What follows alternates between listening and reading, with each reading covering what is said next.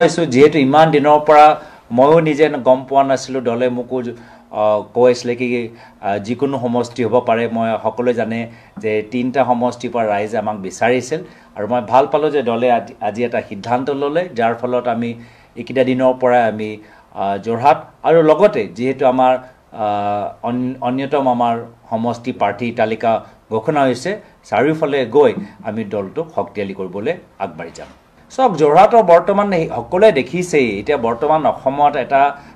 আইন লৈ ৰাইজৰ যথেষ্ট আবেগ আৰু মই দুখিত কি য'ত আমাৰ অসমত আমি নিজৰ অসম চুক্তি এটা আন্দোলন জৰিয়তে আমি আনিবলৈ সক্ষম হ'লোঁ আজি সেই আমাৰ লোকতান্ত্ৰিক প্ৰক্ৰিয়াটো বৰ্তমানৰ বিজেপি চৰকাৰ মুখ্যমন্ত্ৰী হিমন্ত বিশ্ব শৰ্মা ডাঙৰীয়া নিজৰ আৰক্ষী বাহিনী লৈ শেষ কৰিবলৈ বিচাৰিছে মানুহক দমন কৰিবলৈ বিচাৰিছে ভয় খুৱাবলৈ বিচাৰিছে আৰু এটাই বিষয় আমি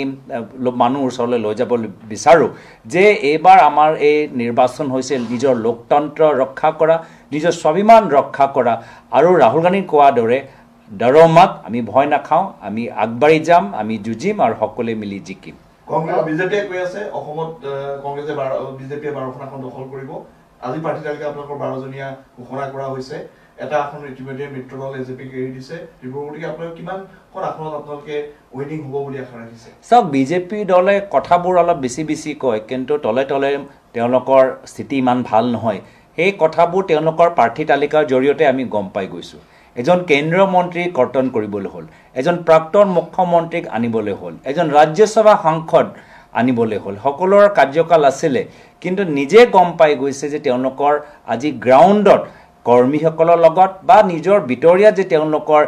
এটা শীতল যুদ্ধ চলি আছে পুৰণা বিজেপি আৰু নতুন বিজেপি তাৰ কাৰণে আজি এটা বিসম্বাদৰ এটা পৰিৱেশ চলি আছে আৰু সেইকাৰণে আজি বিজেপি এনেধৰণৰ এটা বিশৃংখলা থকা প্ৰাৰ্থী তালিকা প্ৰকাশ কৰিছে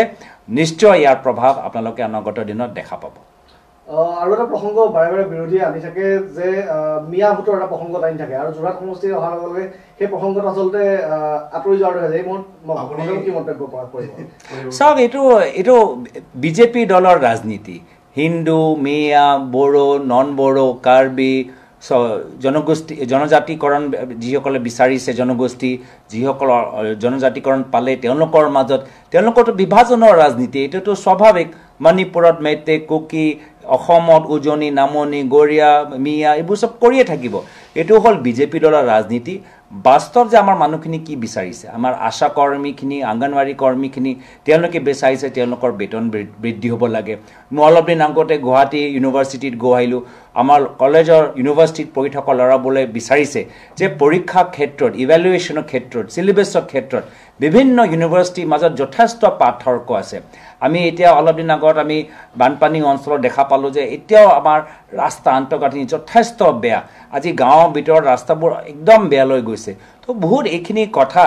আছে আৰু আমি এইখিনি কথা লৈ যাম শেষত গৈ ৰাইজে বিচাৰ কৰিব যে তেওঁলোকে বিজেপি দলৰ হিন্দু আৰু মুছলমানৰ ভাগ কৰা ৰাজনীতি বিচাৰে নে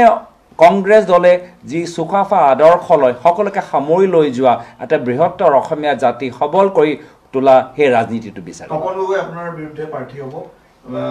তপন গগৈ আপুনি কেনেদৰে লয় বা আপুনি এই খবৰত কি ক'ব যে বিৰোধী প্ৰাৰ্থী বৰ্তমান তেওঁ নিৰ্বাচন প্ৰচাৰ নামি পৰিছে চাওক আপোনালোকেতো দেখিছেই যে মোৰ যোৱা 2-3 বছৰৰ পৰা মোৰ বিৰুদ্ধে গোটেই বিজেপি মেচিনেৰী লাগি গৈছে মোৰ লগত আনকৈ কেন্দ্ৰীয় আইন মন্ত্ৰী সেই সময়ত কিৰণ ৰিজিজু কিমানবাৰ আহিলে মন্ত্ৰীসকল কিমানবাৰ অসম চৰকাৰৰ মন্ত্ৰীসকল কিমানবাৰ আহিলেই অলপ দিন আগত প্ৰধানমন্ত্ৰী মোদী ডাঙৰীয়ে নিজে যোৰহাটত সোমাই গৈছে তো সেইকাৰণে মোৰ সন্মুখত আমাৰ কংগ্ৰেছ দলৰ সন্মুখত গোটেই বিজেপি মেচিনেৰীটো মাৰিবই কিন্তু মোৰ অসমৰ ৰাইজৰ ওপৰত বিশ্বাস তৃণমূল পৰ্যায় কংগ্ৰেছ কৰ্মীখিনিৰ ওপৰত এটা বিশ্বাস আৰু বৰ্তমানৰ আজি এটা পৰিৱেশ আমাৰ বিৰোধী অক্ষয় মঞ্চ এটা গঢ়ি তুলিছোঁ মই আশাবাদী যে আমাৰ যথেষ্ট প্ৰত্যেক সিটত ভাবাতকৈ বেছি ভাল হ'বলৈ গৈ আছে আন এটা প্ৰসংগ বিগত যি লোকসভাৰ নিৰ্বাচন সেই সময়ত আপোনাৰ পিতৃ আছিল আৰু এইটো পিতৃ নোহোৱাকৈ আচলতে আপোনাৰ প্ৰথমটো লোকসভাৰ নিৰ্বাচন গতিকে প্ৰয়াত মুখ্যমন্ত্ৰীগৰাকীক আপুনি কেনেদৰে মনত পেলাব এইটো সময়ত নাই এইটো অলপ আৱেগিক প্ৰশ্ন ইয়াৰ উত্তৰ মই আজি তাৰিখত দিবলৈ নিবিচাৰোঁ আজি নিশ্চয় তেখেতলৈ মোক মনত পৰিছে আৰু সব কথা আজি মই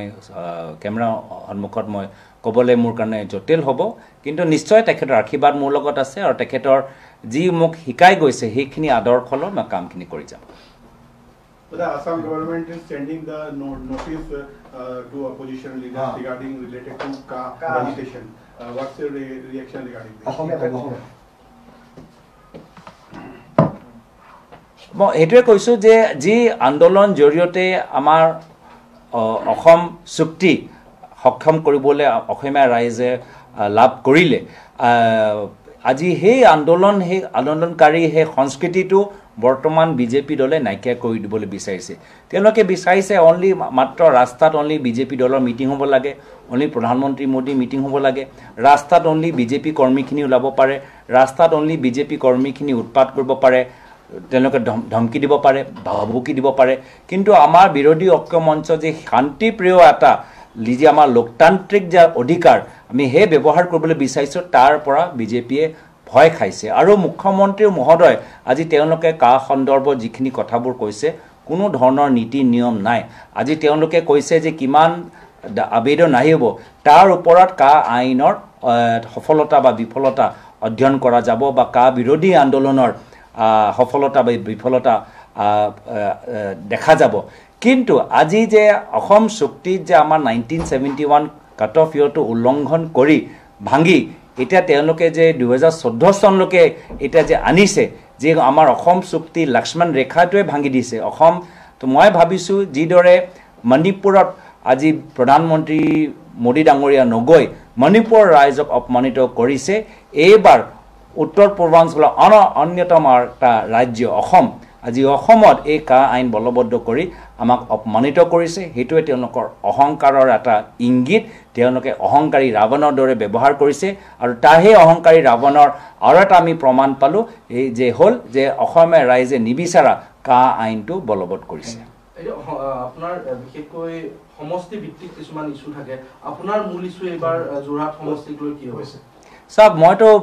দেখিছোৱে যে আমাৰ বৰ্তমান আমাৰ সকলোৱে ৰাইজ ওলাই আহি যি এটা আমাৰ আবেগ এটা আছে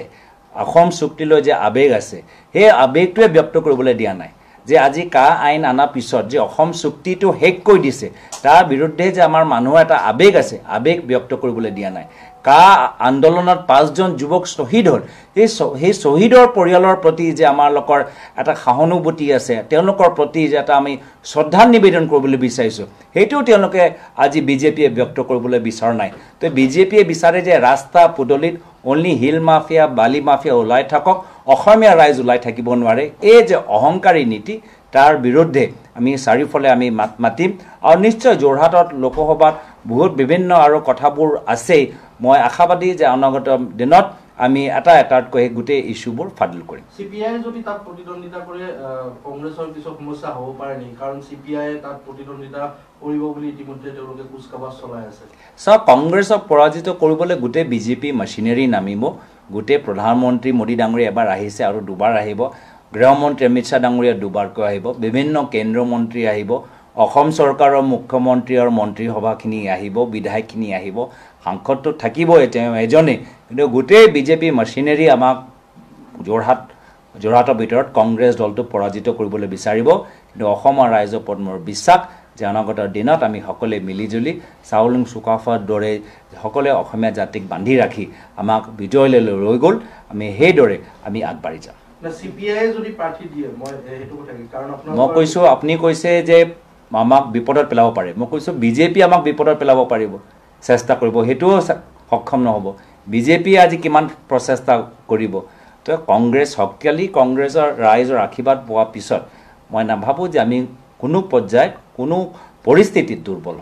এতিয়া দেখা পোৱা গৈছে কিছুদিন পূৰ্বে কংগ্ৰেছৰ জ্যেষ্ঠ নেতা ৰাণা গোস্বামীয়ে দল ত্যাগ কৰিছে উজনি অসমৰ এগৰাকী জ্যেষ্ঠ নেতা আছিল আৰু পৰৱৰ্তী সময়ত সেই যোৰহাট লোকসভা সমষ্টিৰ পৰা আপুনি প্ৰতিদ্বন্দ্বিতা কৰিবলৈ আগবাঢ়িছে কংগ্ৰেছৰ সাংগঠনিক ভেটিটোৰ দিশতো আপুনি কিছু চিন্তা চৰ্চা কৰিছে সেইসমূহ কংগ্ৰেছৰ এতিয়া যোৰহাটবাসীক লৈ কি ধৰণে আপুনি আশা কৰে সব মই দলৰ নেতৃত্বৰ প্ৰতি কৃতজ্ঞতা জ্ঞাপন কৰিছোঁ যে তেওঁলোকে মোৰ ওপৰত এটা গধুৰ দায়িত্ব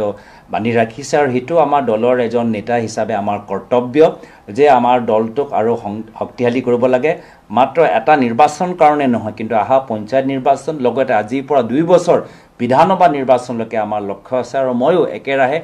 মাত্ৰ লোকসভা নিৰ্বাচনলৈকে নহয়, অহা বিধানসভাত এই কেম্পেইন জৰিয়তে প্ৰত্যেক বিধানসভা সমষ্টিত যে আমি শক্তিশালী প্ৰাৰ্থী বিচাৰিব পাৰোঁ, লগতে অহা পঞ্চায়তত আমি যে প্ৰত্যেক গাঁৱত আমি প্ৰত্যেক ৱাৰ্ডত আমাৰ ভাল কংগ্ৰেছ কৰ্মী ওলাব পাৰে, আমি এই অভিযান জৰিয়তে আমি এই কংগ্ৰেছ দলটো শক্তিশালী কৰিবলৈ চেষ্টা কৰিম।